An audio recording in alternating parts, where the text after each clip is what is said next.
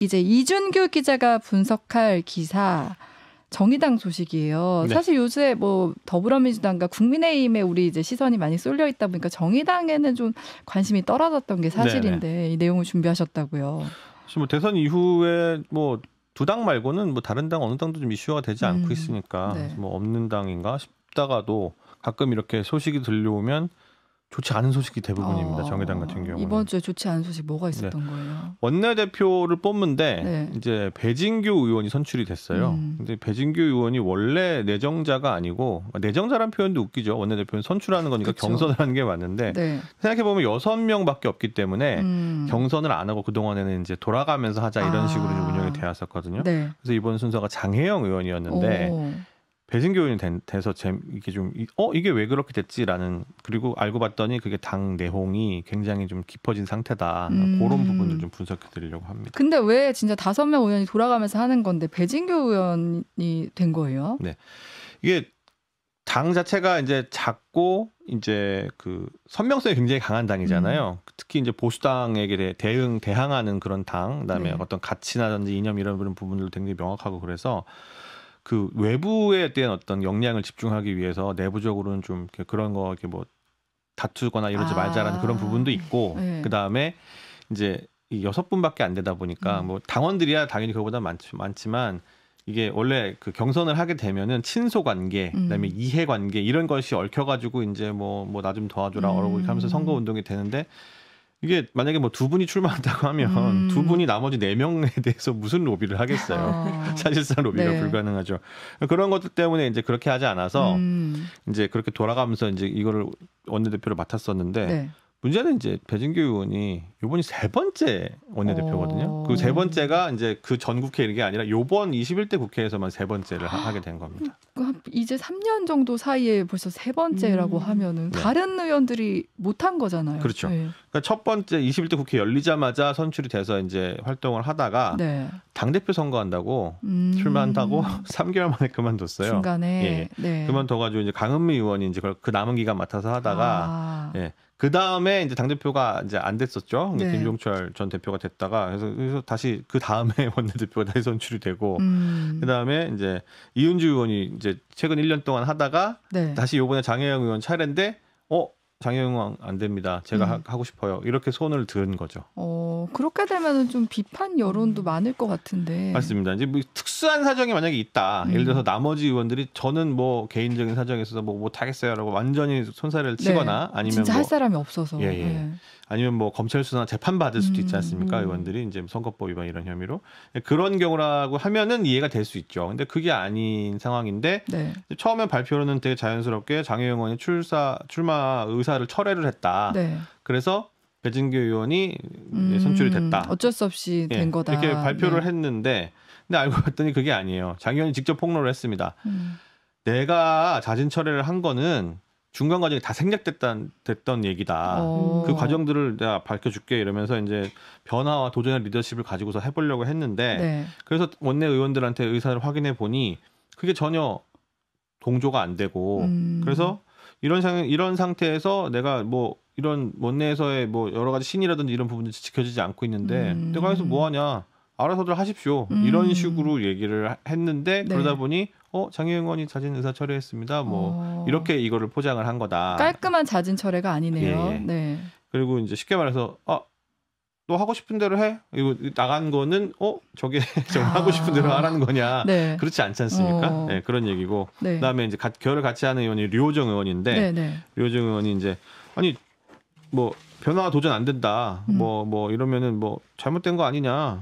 이거 뭐 이런 식으로 대응하게 되면은 뭐 아니 도대체 우리가 그동안 얘기해왔던 양당 극복하자 그다음에 새로운 정치 뭐 이런 거 하자고 했던 얘기들 어떻게 할 거냐 이런 식으로 말을 하면서 장혜영 의원이 혼자 그 얘기를 한 게 아니고 그 내막에 실제로 그런 게 있었다 이런 식으로 또 반증을 하긴 했습니다. 그럼 지금 장혜영 의원과 유호정 의원이 거기에 대해서 좀 반발을 하고 있는 것 같은데 다른 의원들은 어때요?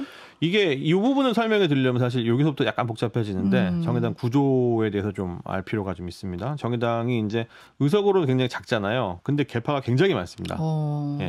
그 인천연합 뭐 이런 이름은 들어보셨을 텐데 이제 이정미 당대표나 배진교 이번에 신임 원내대표가 인천연합 소속이죠. 네. 목포의 윤소아 전 의원이라든지 아니면 지금 강은미 의원 이런 분들이 광주 전남연합 이러는데 요 분들이 이제 그 운동권의 양대축이라고 하는 그 예전에 그 NL, 네. PD 아시죠? 뭐 민족해방, 그다음에 뭐 민중민주 뭐 이런 노선들, 요 운동권 노선들의 계열들인데 요 계열파들이 가장 큽니다.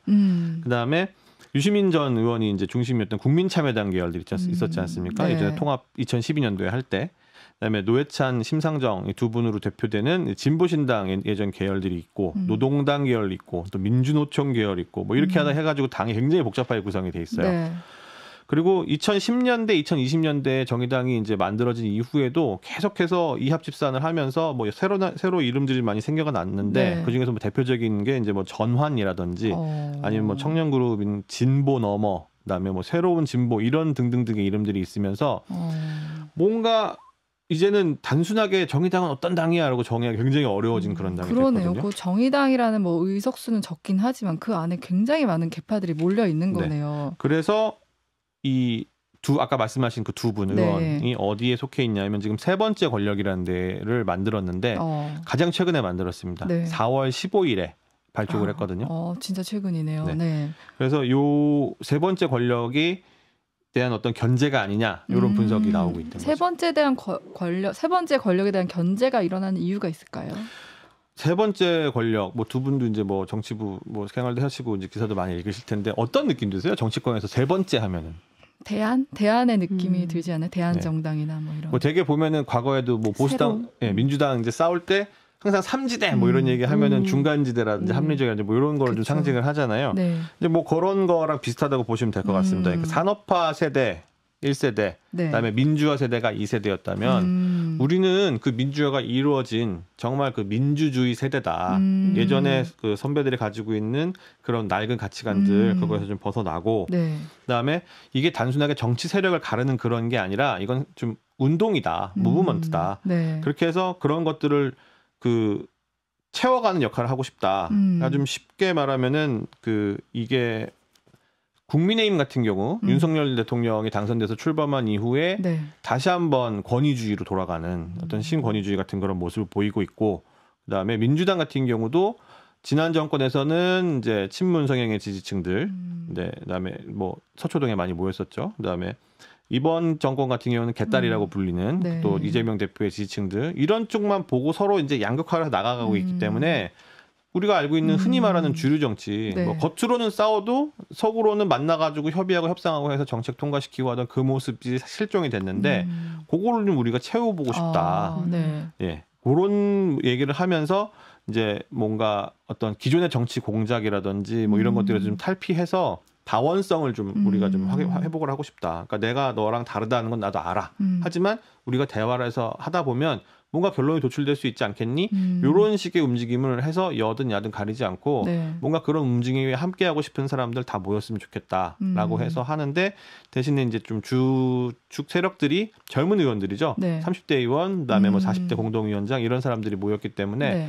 기존에 이제 뭐 86세대도 이미 벌써 거의 60대가 다 되셨고 이러다 보니까 그런 부분들에 대한 공백을 좀 메울 수 있는 어떤 주류 세력이 되고 싶다라는 게 요 세 번째 권력의 특징입니다. 어쨌든 지금 이제 정의당도 위기에 처해 있으니까 이렇게 좀 바꿔보자, 새롭게 나아가보자 하면은 어느 정도 설득력이 있을 것 같은데 왜 이렇게 좀 너네는 안 돼 이런 식으로 나오는 거예요? 그 말씀이 진짜 중요한 부분인데요. 네. 강성희 의원이 이번에 당선이 됐지 않습니까? 보궐선거에 당선이 돼가지고 진보당이 진보당. 다시 한번 오랜만에 이제 들어가게 됐어요. 그러다 보니까 정의당의 기존에 있던 그 세력들, 사실 정의당도 직전 전신이 통합진보당 아니겠습니까? 통합진보당 물론 뭐 굉장히 뭐 힘들었었죠. 하지만 그 힘들었던 과정을 뭐 제외하면은 기본적인 노선 자체는 대부분 비슷했거든요. 그러니까 뭐 노동이라든지 친노동이라든지 그다음에 진보적인 성향이 굉장히 짙은 정책들을 얘기하면서 쭉 추진을 해왔었기 때문에 기본적으로 그 색깔이 좀 편해요. 네. 맞아요. 그래서 지금 주류, 그러니까 아까 말씀드렸던 이제 뭐 인천연합은 등등등 해서 나머지 세 번째 권력을 제외한 나머지 그 계파들은 그 각자의 노선 정책은 약간씩 다르지만 어쨌든 기본 틀은 좀 비슷한 그런 느낌이었고 그래서 그러면 봐라 우리가 소구력이 아직 있지 않느냐 우리가 이렇게 뭉쳐서 좀 준비를 해서 이런 재창당의 움직임으로 가야 된다. 좀 더 선명성을 강화하고 그래도 대한민국의 믿을 만한 진보 정당은 정의당이구나라는 어떤 그런 느낌을 좀 보여줘야 되고 또 원내 의석도 가장 많고 하니까 네. 좀 큰 형다운 모습을 보여줄 필요가 있다. 그래서 이걸 뭉치자 오히려 이렇게 얘기하니까 우리가 대화하고 타협하고 합리적인 대안을 만들기 위해서는 뭐든지 할 수 있습니다. 하고 대중성을 지향하는 세 번째 권력과는 성격이 너무 다른 거죠. 간극이 너무 큽니다. 그러니까 이 양쪽이 완전히 다른 해법을 갖고 있는데 그렇다면은 좀 앞으로 전망은 어떻게 될까요? 이게 말씀드린 것처럼 간극이 굉장히 크기 때문에 이게 울타리만 정의당의 울타리지 그쵸. 사실상 다른 정당 아니야라고 이제 보실 수도 있겠지만 네. 근데 사실 정의당이 이런 모습을 보인 게 이번이 처음은 아닙니다. 과거에도 유명한 사건들이 있었죠. 조국 사태라든지 네. 그다음에 지난 총선에서 연동형 비례대표제 사태 이런 게 있었죠. 네. 조국 사태 때는 조국을 옹호하는 게 정답이야? 반대하는 게 정답이야? 저거 악의적 프레임이야? 아니면 저거 진짜 자기 이권 챙기려고 착한 척하다가 뒤통수 때린 거야? 이런 거 가지고 엄청 박터지게 싸웠는데 네. 결국 결론은 못 냈어요. 그리고 연동형 비례대표제 같은 경우에는 연동형 비례대표제는 사실 정의당이 굉장히 노력해서 만든 산물인 건 맞지만 어쨌든 뒤통수를 맞지 그쵸. 않았습니까? 네. 예. 거대 양당이 비례대표를 위한 위성 정당을 만들어가지고 네. 근데 그나마 민주당은 손을 내밀긴 했어요. 야, 우리 같이 하자. 그래서 계파별로 나눠줄 텐데 너네 선순위 몇 석까지 보장해줄게 이런 식으로 이제 설득을 했단 말이죠. 근데 이게 야합 아닙니까 쉽게 말해서 그렇죠. 예, 굉장히 네. 나쁜 행동이니까 당내에서 또 엄청 치고받고 싸웠어요. 아니 의석을 늘리는 게 중요하잖아. 무슨 소리야? 네. 그 국민 사기치는 거 아니야? 이런 식으로 싸운 이런 식의 갈등이 항상 있었는데 네. 문제는 그때마다 당원 게시판이 막 터져 나가고 그다음에 뭐 SNS 막 폭발하고 이러면서 엄청나게 싸우고 치열하게 토론하는 것까지는 좋은데 네. 문제는 그걸 봉합하는 리더십이 없었단 말입니다. 그러니까 이게 개파들이 모여서 예전에 그 통합진보당 같은 경우도 당대표가 4인 공동체제였어요. 네. 그러니까 개파를 인정해 주는 건 좋은데 솔직히 4명이서 어떻게 의견을 모으겠습니까? 안 모이죠. 네. 그러니까 이런 리더십이 부재하다 보니까 이런 식으로 또 흐지부지 되는 거 아니야? 라는 생각이 들 수밖에 없고 네. 그리고 장혜영 의원하고 그다음에 류호정 의원 같은 경우는 비례대표지 않습니까? 네. 비례대표 예전에 뭐 탈당 사태 보셔서 아시잖아요.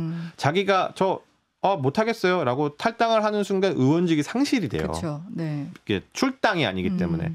그래서 결국은 사실상 못 나오거든요. 왜냐하면 현직 의원 프리미엄 가지고 선거를 치러야지. 그렇지 않습니까? 그래서 이게 또 애석하게도 예전처럼 막 지금은 이렇게 보이지만 몇 달 지나면 또 흐지부지 되는 거 아니야? 이렇게 회의적으로 보는 시각들이 당내에도 굉장히 많이 있고. 하지만 저는 뭐 개인적으로는 아니 이렇게든 저렇게든 지금 당이 지지율이 뭐 잘 나와야 5%, 못 네. 나오면 2% 나오고 있는 상태면 네. 지금 어차피 300석 중에 6석이면 딱 2%지 않습니까? 현상 유지밖에 안 돼요. 다음 네. 선거에서도. 계속 6석 먹으려고 하는 정당의 세상이 어디 있겠습니까? 네. 늘려가야 되잖아요. 그러면 이게 대중성을 추구를 하든 뭐 아니면 진보 성명성을 강화하든 뭐든 박터지게 한번 싸워서 뭔가 이제 좀 부셔지고 네. 그래서 다시 한번 좀 갈아서 새로 이제 뭔가를 좀 만들 필요가 있는데 그 과정에서 리더십이 지금 나올 것이냐. 지금처럼 뭔가 상대방을 순번 뺏어오면서 당신들 못 믿겠어, 못 맡겨 라고 하는 측과 네. 그거 보세요. 이거 뭐 변화하려고 했더니 우리 이렇게 막고 있지 않습니까? 라고 내부 고발을 막 하는 측이 그런 박터지는 토론을 통해서 리더십을 새로 창출해낼 수 있을까? 사실 이런 부분들 좀 우려되면서 하지만 그래도 해야 되지 않는가. 그리고 또 총선이 이제 11개월 앞이기 그쵸. 때문에 네. 언젠가는 뭐가 나와야 되거든요. 한 번쯤은 뭐가 나와야 되기 때문에 그 시기쯤 가서 다시 한번 살펴볼 필요가 있지 않나 이렇게 생각이 듭니다. 어떻게 보면 당내 이거를 좀 조율하고 통합할 리더십, 그러니까 어른이 없는 것 같다는 생각도 들고요. 그래서 각자 목소리를 내는 것 같은데 지금 뭐 어느 때보다 그 무당층의 비율이 되게 높다고 하잖아요. 민주당도 싫다, 뭐 국민의힘도 싫다, 정의당도 이제 대안 세력이 되지 않는 건데 어떻게 보면 정치권 모두 좀 안 좋은 상황으로 가는 거 아닌가 이런 생각이 듭니다. 지금 사실 삼지대가 지금 움직이기 시작했습니다. 저도 최근 시절을 해보니까 네. 저희 삼지대 하면은 이제 예전에 뭐 국민의당이라든지 이런 정당들이 있었잖아요. 근데 그 중도 온건 성향을 갖고 있는 그분들이 이제 보수당 출신이어도 마찬가지고 진보당 출신이어도 마찬가지고 그런 성향을 가지고 있는 저희가 이름만 대면 알 수 있는 분들이 몇 분 물밑에서 벌써 움직여서 금태섭 의원 등등 등등등 얘기하시는 해서 거죠? 이제 금태섭 예. 의원은 이제 또 빙산의 일각이라는 네. 얘기가 있고 여러분들이 움직이고 있는데 근데 그분들은 또 어떻게 보면 나름의 기성 정치권이잖아요. 그쵸. 그래서 네. 정의당이 이 젊은 정치인들과 손을 잡을 수 있겠느냐 그런 부분들, 그러니까 그런 역학 구도들이 굉장히 복잡다단하기 때문에 그런 거 지켜보시는 재미가 또 있을 것 같습니다. 그러네요. 요 움직임 우리 저희 주목하면 좋을 것 같고요. 오늘 뉴스 쏙쏙은 여기서 마무리할게요. 오늘도 두 분 나와주셔서 감사합니다. 네, 감사합니다.